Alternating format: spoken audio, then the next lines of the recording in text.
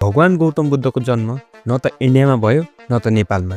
र यो सुनेर हजुरलाई अचम्म लाग्न सक्ला, किनकि हामी नेपालीहरूलाई सानैदेखि पढाइन्छ कि भगवान गौतम बुद्धको जन्म नेपालको लुम्बिनीमा भएको थियो भनेर। र सिमिलरली धेरै नेपालीलाई यो लाग्छ कि हाम्रो इतिहासको यो गौरवशील तथ्य हामीसँग खोज्ने केवल इन्डिया मात्रै हो, जसले भगवान गौतम बुद्ध इन्डियामा जन्मिनु भएको हो क्लेम गर्छ भनेर।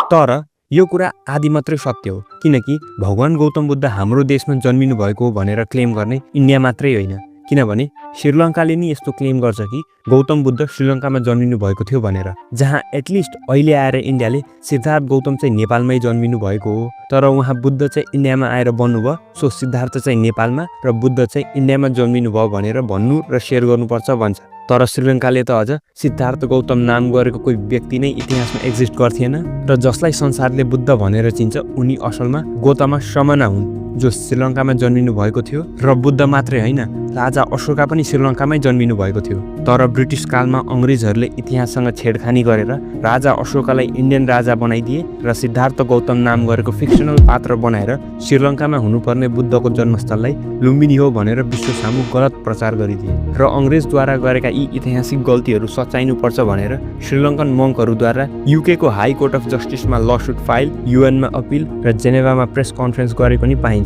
जसको बारे तपाईँको के विचार छ कमेन्टमा लेख्नुहोला।